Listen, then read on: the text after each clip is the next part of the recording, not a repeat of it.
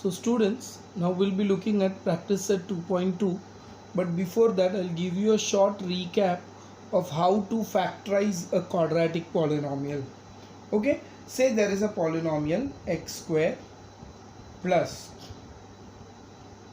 5x plus 6 equals to 0. Say this is a quadratic polynomial. You need to factorize this. So there are certain rules that I'll tell you. Okay, you need to write the middle term. First you need to write the third term. You need to find two factors of the third term. And how you need to find? See, I'll tell you the rules. First, if the third term is positive, if the third term is positive, then you will find two factors, okay, जिसको multiply करने से third term मिलना चाहिए और add करने से middle term मिलना चाहिए. अच्छे से याद रखो, अगर थर्ड टर्म पॉजिटिव रहेगा तो ऐसा दो फैक्टर्स ढूंढने का जिसको मल्टीप्लाई करने से क्या मिलना चाहिए, थर्ड टर्म, और ऐड करने से क्या मिलना चाहिए, मिडिल टर्म. ऑलवेज रिमेंबर कि अगर थर्ड टर्म पॉजिटिव है तो ऐसा दो फैक्टर्स ढूंढने का जिसको मल्टीप्लाई करने से थर्ड टर्म और ऐड करने से मिडिल टर्म. जैसे कि अभी ये +6 है, तो बताओ ऐसा दो नंबर कौन सा है जिसको मल्टीप्लाई करने से 6 मिलेगा और ऐड करने से, जिसको मल्टीप्लाई करने से 6 मिलेगा और ऐड करने से 5 मिलेगा. मिडिल टर्म 5 है, तो नंबर क्या रहेगा, 3 और 2. बराबर. तो आई right 3 and 2 because 3 2s are 6, 3 + 2 5.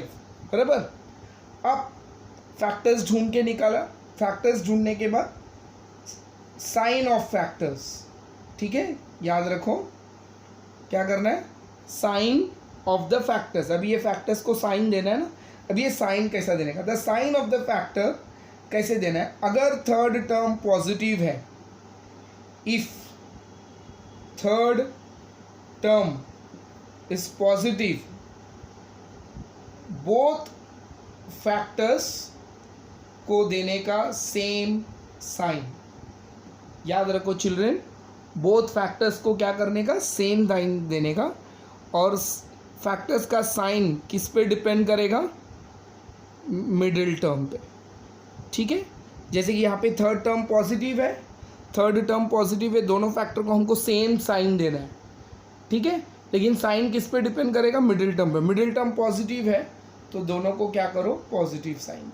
तो अब ये +6 थर्ड टर्म और +5 मिडिल टर्म का फैक्टर्स क्या हो गया, +3 और +2. समझ में आया चिल्ड्रेन. थर्ड टर्म जब पॉजिटिव रहेगा, ऐसा दो फैक्टर ढूंढने का जिसको मल्टीप्लाई करने से थर्ड टर्म मिलना चाहिए, ऐड करने से मिडिल टर्म मिलना चाहिए. दोनों फैक्टर्स का साइन किस पे डिपेंड करेगा, दोनों फैक्टर्स का साइन, अगर थर्ड टर्म पॉजिटिव है दोनों फैक्टर को सेम साइन देने का, और साइन पॉजिटिव, दोनों को पॉजिटिव देना है या नेगेटिव देना है, किस पे डिपेंड करेगा, मिडिल टर्म पे. मिडिल टर्म पॉजिटिव है, दोनों को पॉजिटिव दो. अगर मिडिल टर्म नेगेटिव है तो दोनों को क्या करो, नेगेटिव दो. समझ में आया चिल्ड्रन. तो अब हम लोग ये सम सॉल्व करेंगे. तो देखो, अब हमको फैक्टर्स मिल गया. बराबर. फैक्टर्स क्या मिला, +3 और +2. तो यहाँ पे मैं क्या लिखेगा, एक्स स्क्वायर, 5x के जगह पे मैं क्या लिखेगा, 3x और 2x. देखो +3 और +2 मिला ना फैक्टर्स, तो 5x के जगह पे I write 3x and 2x +6 will be equals to 0. अब ये दोनों और ये दोनों में कॉमन फैक्टर निकाल. ये दोनों में कॉमन फैक्टर क्या है, x. बराबर. एक्स स्क्वायर में से एक x चला गया तो एक x बच गया.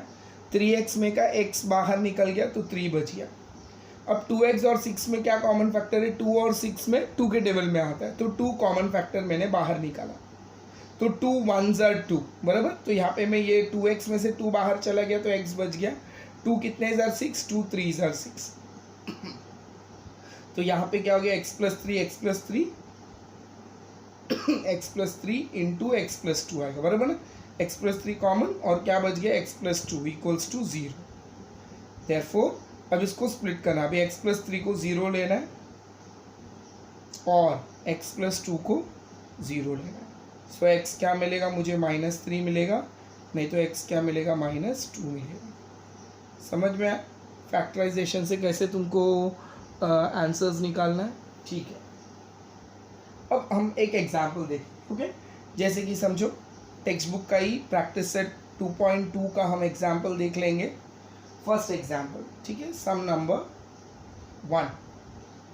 अब अच्छे से ध्यान देने का, देखो क्वेश्चन क्या है, x square minus 15x plus 54 equals to zero. Okay, अगर हम देखोगे यहाँ पे थर्ड टर्म इधर साइड पे लिखने का, थर्ड टर्म क्या है प्लस 54 है, मिडिल टर्म माइनस 15 है।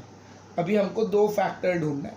अब मैंने तुमको पहले ही बताया था कि जब भी थर्ड टर्म पॉजिटिव रहेगा तो ऐसा दो फैक्टर ढूंढने का, थर्ड टर्म जब पॉजिटिव रहेगा ऐसा दो फैक्टर ढूंढने का जिसको मल्टीप्लाई करने से थर्ड टर्म मिलना चाहिए, मतलब मल्टीप्लाई करने से 54 मिलना चाहिए और ऐड करने से 15 मिलना चाहिए, बराबर। तो क्या आएगा 6 और 9, 6 9s are 54, 6 + 9 15। इतना समझ में आया बच्चों? और फिर मैंने तुमको बोला था अभी फैक्टर्स को मुझे क्या देना है, साइन देना है ना। थर्ड टर्म जब पॉजिटिव रहेगा ना तो दोनों को क्या करने का, सेम साइन देने का। थर्ड टर्म पॉजिटिव रहेगा तो दोनों को क्या करने का, सेम साइन देने का। लेकिन साइन किस पे डिपेंड करेगा, मिडिल टर्म पे। मिडिल टर्म नेगेटिव है तो इसको माइनस और इसको भी माइनस। समझ में आ रहा है? अगर मिडिल टर्म पॉजिटिव होता तो ये दोनों को मैं क्या करता, पॉजिटिव देता। याद रखो, थर्ड टर्म पॉजिटिव रहेगा तो दोनों को सेम साइन देने का, लेकिन कौन सा सेम साइन देना है वो मिडिल टर्म पे डिपेंड करेगा। मिडिल टर्म पॉजिटिव है दोनों को पॉजिटिव दो, मिडिल टर्म नेगेटिव है तो दोनों को नेगेटिव दो। समझ में? तो यहाँ पे मेरा फैक्टर है -6 और -9। अब मैं इसको कैसा सॉल्व करेगा ये होएगा देयरफॉर एक्स स्क्वायर -15 के जगह पे मैं क्या लिखेगा, -6x -9x plus 54 equals to 0। अब ये दोनों में कॉमन निकालना है। ये दोनों में x कॉमन है तो ब्रैकेट के अंदर क्या आ गया, x - 6, एक्स स्क्वायर में से x चला गया, x बच गया, 6x में से x चला गया माइनस। अभी 9 और 54 कौन से टेबल में आता है, 9 के टेबल में। 9 1 ज़ा 9, 9 6 ज़ा 54, बराबर। तो यहाँ पे मैंने 9 कॉमन निकाला है तो ये x है। जब भी नेगेटिव साइन रहेगा ये अंदर का साइन चेंज हो जाएगा, बराबर। 9 6 ज़ा 54 इक्वल्स टू 0। x - 6 दोनों कॉमन लिख लो, फिर बाकी क्या बच गया, x - 9 इक्वल्स टू 0। अभी x - 6 इक्वल्स टू 0 और x - 9 इक्वल्स टू 0। तो x का वैल्यू मुझे क्या मिला है, 6 और x का वैल्यू मुझे। ओके चिल्ड्रन, तुमको समझ में आया? ठीक है, अब हम लोग देखेंगे सेकेंड सम। ठीक है,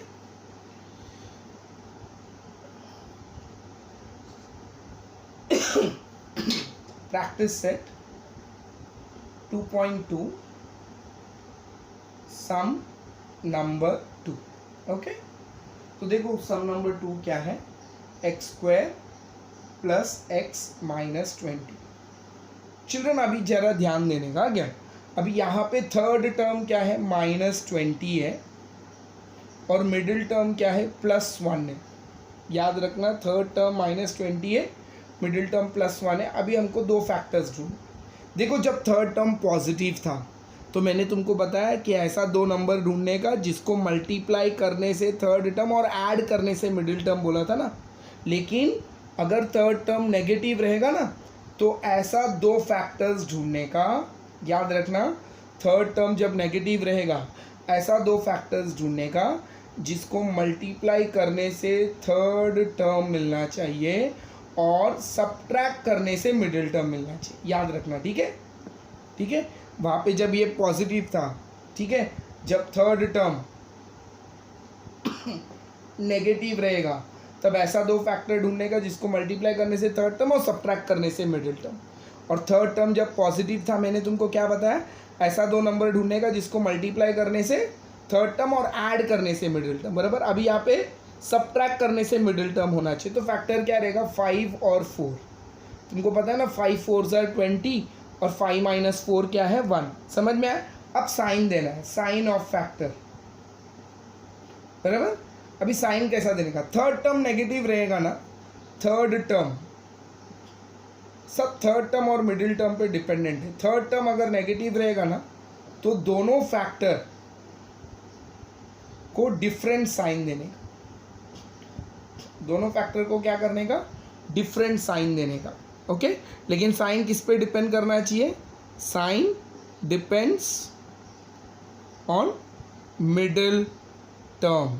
ठीक है, अभी मिडिल टर्म अगर पॉजिटिव है, इफ मिडिल टर्म पॉजिटिव है तो बड़े नंबर को पॉजिटिव और छोटे नंबर को नेगेटिव। समझ रहे हैं, मिडिल टर्म का जो साइन है वो बड़े नंबर को जाएगा। याद रखना, जब अलग साइन देना है तो मिडिल नंबर का जो साइन है वो बड़े नंबर को जाएगा, तो बड़ा नंबर पॉजिटिव और छोटा नंबर नेगेटिव। अगर समझो ये नेगेटिव होता है, ये +1 नेगेटिव होता तो मैं 5 को नेगेटिव देता और 4 को पॉजिटिव देता। समझ में आया कैसा साइन देने का। तो याद रखो, जब भी थर्ड टर्म नेगेटिव है, ऐसा दो फैक्टर ढूंढने का जिसको मल्टीप्लाई करने से थर्ड टर्म, सब्ट्रैक्ट करने से मिडिल टर्म मिलना चाहिए। अब फैक्टर्स तो मिल गया, लेकिन फैक्टर को साइन कैसा देने का, थर्ड टर्म नेगेटिव रहेगा, दोनों को अलग अलग साइन देने का। लेकिन किसको पॉजिटिव किसको नेगेटिव हमको कैसा पता चलेगा, मिडिल टर्म देखने का। मिडिल टर्म पॉजिटिव रहेगा ना, बड़े को पॉजिटिव छोटे को नेगेटिव। अगर मिडिल टर्म नेगेटिव होता तो बड़े को नेगेटिव और छोटे को पॉजिटिव। मिडिल टर्म का जो साइन है वो बड़े नंबर को देने का। ठीक है, अब हम लोग ये सम सॉल्व करेंगे। तो देखो यहाँ पे, तो ये हो गया x²। सबसे पहला माइनस ले लेता हूँ, समझो -4x और 5x। ठीक है, तो -4x और +5x ये फैक्टर्स है। तुम इसको पहले लिखा, 5x को पहला लिखा, -4x को बाद में लिखा तो भी चलता है, सिर्फ कॉमन फैक्टर लेते समय साइन बराबर चेंज करने का। तो ये x मैंने लिया, तो ब्रैकेट में क्या आ गया, x - 4। अब यहाँ पे 5 और 20, 5 के टेबल में जाता है, 5 कॉमन फैक्टर बाहर निकाला, 5 4 20, तो x - 4 कॉमन है और बाकी क्या बच गया, ये x + 5 = 0। सो x - 4 = 0 और x + 5 = 0। सो x = 4 और x = 5। समझ में आया चिल्ड्रन, समझा।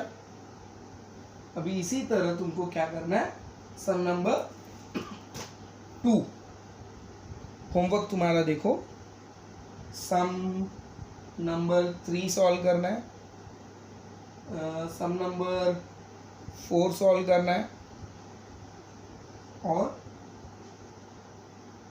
सम number 5 and some number 6।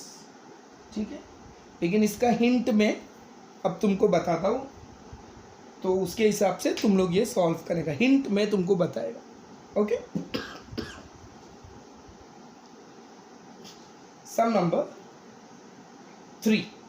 Okay, अब सम नंबर 3 देखो, 2y² + 27y + 13 = 0। अब यहाँ पे थर्ड टर्म 13 लिखा है ना, लेकिन थर्ड टर्म को 13 नहीं लेने का, क्योंकि यहाँ पे देखो तुमको क्या है, कोएफिशिएंट 2 है इधर, गेटिंग। तो ये 2 को भी 13 के साथ मल्टीप्लाई करना है और तुमको थर्ड टर्म लेना है 13 × 2 26। याद रखना, थर्ड टर्म को क्या लेना है, 26 लेना है। दो फैक्टर्स ढूंढो, मिडिल टर्म 27। ठीक है, ये तुम्हारा सम नंबर 3 रहेगा। अभी सम नंबर 4 देखो, ये सॉल्व करना है। Okay, you have to solve. Okay children, now some number 4 देखो, 5m² है = 22m + 15। इसको रीअरेंज कर लेंगे पहले, 5m² - 22m होएगा, ये 15 इधर आएगा, -15 = 0। अब ये थर्ड टर्म -15 है, लेकिन -15 नहीं लेने का क्योंकि इधर 5 है ना, तो ये 5 को भी 15 के साथ मल्टीप्लाई करने का। तो थर्ड टर्म तुम्हारा क्या हो जाएगा, 5 × 15 75 -75 तुम्हारा थर्ड टर्म हो जाएगा और मिडिल टर्म हो जाएगा -22। अभी फैक्टर्स, दोनों फैक्टर तुमको ढूंढना है और सॉल्व करना है, ठीक है। फिफ्थ सम क्या है देखो, 2x² minus 2x plus 1/2 equals to 0। अब इसको मुझे स्टैंडर्ड फॉर्म में कन्वर्ट करना है, ठीक है। तो मुझे क्या करेगा, इधर multiply by 2 through out, okay.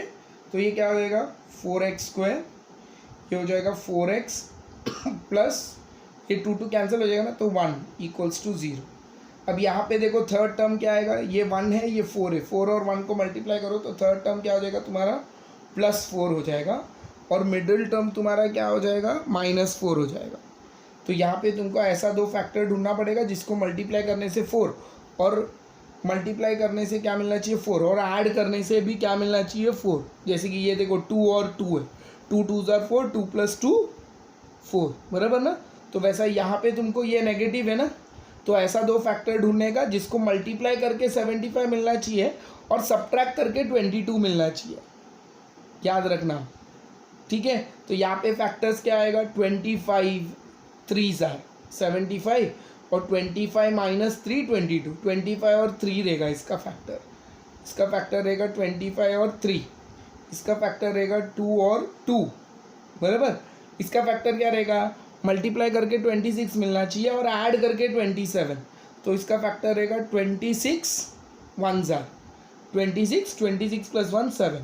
अभी साइन देने का ना, ये पॉजिटिव है तो दोनों को क्या रहेगा सेम साइन किस पे डिपेंड करेगा, मिडिल टर्म पॉजिटिव, तो ये +26 ये +1, समझ रहे हो। ये नेगेटिव है तो दोनों को अलग साइन रहेगा, साइन किस पे डिपेंड करेगा, मिडिल टर्म नेगेटिव है तो क्या करेगा, बड़े को नेगेटिव छोटे को पॉजिटिव, ये पॉजिटिव है थर्ड टर्म तो दोनों को सेम साइन, लेकिन साइन किस पे डिपेंड करेगा, मिडिल टर्म पे, इसको नेगेटिव। देखो अभी मैंने क्वेश्चंस भी बताया है, फैक्टर्स भी बता दिया है, अभी तुमको सिर्फ सॉल्व करना है जैसा मैंने बताया इसके पहले वैसे, ठीक है। तो जो भी है ये सम्स तुम लोग अच्छे से सॉल्व करना, ठीक है चिल्ड्रन। अब मैं तुमको सम नंबर 7 सिखाऊंगा, तो ये तीनों सम तुमको सॉल्व करना है और मुझे व्हाट्सएप पे भेजना है। Thank you.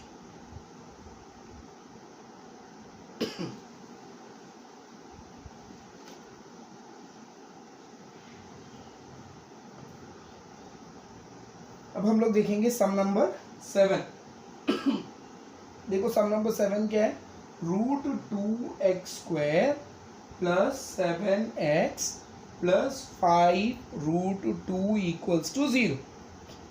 अब यहाँ पे बताओ थर्ड टर्म क्या रहेगा, इधर 5√2 है लेकिन यहाँ पे √2 है ना, तो ये 5√2 के साथ ये √2 मल्टीप्लाई करने का, तो मेरा थर्ड टर्म क्या रहेगा, देखो 5√2 इंटू √2 रहेगा ना, बराबर ना। ये मेरा थर्ड टर्म है, मतलब मेरा थर्ड टर्म क्या हो जाएगा 5√2 इंटू √2 क्या है 2, मतलब मेरा थर्ड टर्म क्या है -10 है, समझ में आ रहा है। अब मिडिल टर्म क्या है +7, ओके। तुम देखो अब तो मुझे ऐसा दो नंबर ढूंढना है जिसको मल्टीप्लाई करके 10 मिलना चाहिए, बराबर। सॉरी ये पॉजिटिव है, नेगेटिव नहीं है, ये पॉजिटिव है, मल्टीप्लाई करके ये +10 है, ये पॉजिटिव साइन है ना, मैंने गलती से लिख दिया। तो मल्टीप्लाई करके 10 मिलना चाहिए और ऐड करके 7 मिलना चाहिए, तो क्या आएगा 5 और 2, ठीक है। और ये हो जाएगा +5 और ये हो जाएगा +2, समझ में आ रहा है चिल्ड्रन।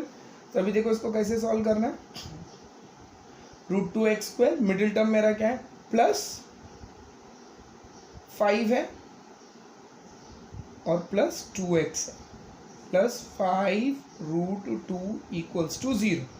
अब ये दोनों में और ये दोनों में कॉमन फैक्टर निकालना है तुमको, ये दोनों में कॉमन फैक्टर क्या है x, तो अंदर क्या बच गया √2x + 5, बराबर ना। अब ये दोनों में कॉमन फैक्टर क्या है, अब यहाँ पे तुम लोग सोचोगे सर कॉमन क्या है, देखो ये 2 और ये 2 कॉमन है, जैसे कि ये 2 जो है इसको मैं लिख सकता हूँ √2 इंटू √2, बराबर ना। ये √2 इंटू √2 इज 2 और ये 5√2। अभी नेक्स्ट स्टेप में मैं कॉमन निकालता हूँ, ये मैंने इसीलिए लिखा ताकि तुमको समझ सके। तो ये √2x है, ये 5 है। अब यहाँ पे देखो क्या कॉमन है, √2 कॉमन है, तो मैंने √2 कॉमन निकाल दिया। इतने में से अगर एक रूट टू कॉमन निकलता है तो क्या बच गया, एक रूट टू बच गया अंदर। 5 रूट टू में से रूट टू निकल गया तो 5 बच गया इक्वल्स टू 0। समझ में आया? तो अभी ये क्या हो गया, root two x plus 5, root two x plus 5 common, और यहाँ पे x plus root two equals to 0। समझ में आ रहा है? तो root two x plus 5 equals to 0 और x plus root two equals to 0। So root two x equals to -5 और x equals to minus root 2. So at the end what you have children? You have x equals to -5 upon root 2 or x equals to minus root 2. This is your answer. समझ में आया? ठीक है? नहीं समझ में आया तो एक बार अच्छे से वापस देखो, तुमको समझ में आ जाएगा। Now write it down. ठीक है? Now sum number 8.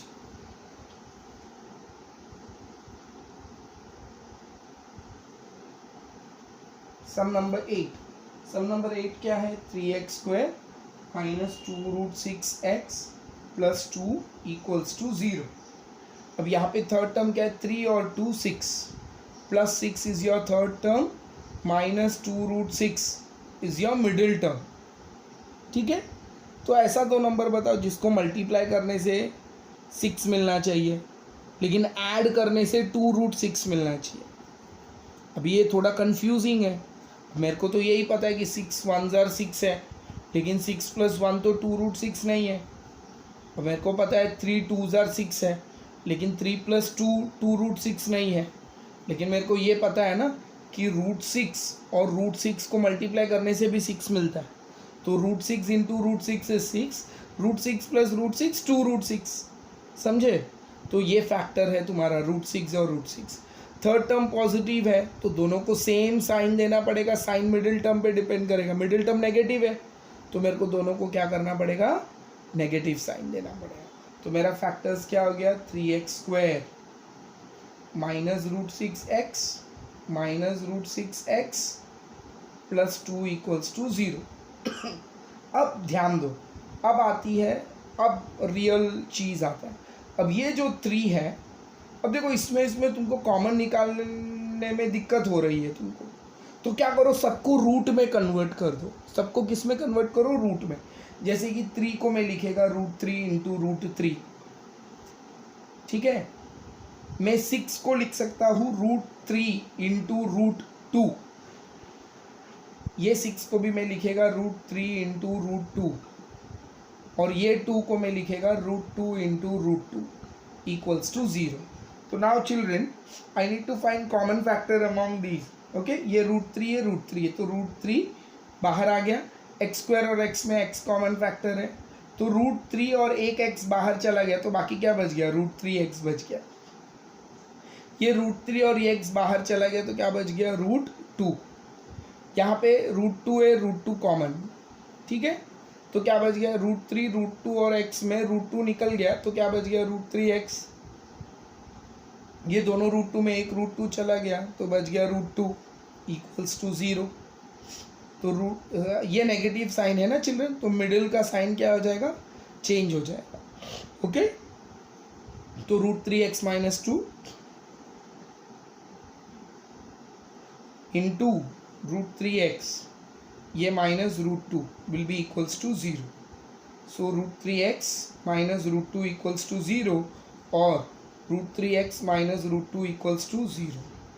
तो अब यहाँ पे तुमको क्या मिलता है, देखो √3x इज इक्वल्स टू √2 और √3x इक्वल्स टू √2। ये √2 राइट हैंड साइड पे गया, पॉजिटिव हो गया, तो x क्या हो गया, √2 अपॉन √3 और x is equal to √2 upon.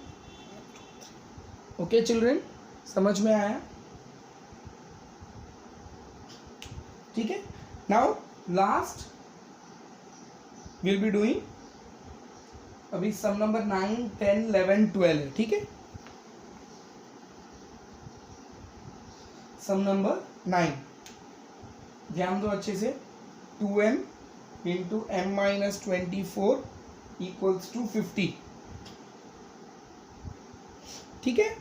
तो अभी ये सम देखो, ये 2m को मल्टीप्लाई करो 2m into m, you can do it directly also और एल्स लाइक, ठीक है, 2m इंटू एम हो जाएगा 2m स्क्वायर, ठीक है, 2m into 24, 24 into 2 will be 48m equals to 50. Okay children, ठीक है. तो ये क्या हो जाए, ये हो गया 2m square minus 48m minus 50 will be equals to 0. अब इसको डिवाइड करो, डिवाइडिंग बाई 2 थ्रू आउट, क्या हो जाएगा ये m square minus 24m minus 25 equals to 0. फिर इसके बाद तुम इसको सॉल्व कर सकते हो. 25m square equals to 9. तो इसको क्या करना है तुमको, 25m square minus 9 equals to 0 लिखना है. अब इसको, इसमें m नहीं है तो तुम लोग मिडिल टर्म स्प्लिट करके नहीं कर सकते. इसको लिखने का 5m the whole square minus 3 square equals to 0. तो ये हो गया a square minus B square. तो लिखने का इसको a plus B into a minus B equals to 0, right. तो ये हो गया 5m प्लस 3 इक्वल्स टू 0 और 5m minus 3 equals to 0. So 5m is equals to minus 3 और 5m is equals to 3. So you have m equals to minus 3 upon 5 और m is equals to 3 upon 5. Okay children, now the 11th sum.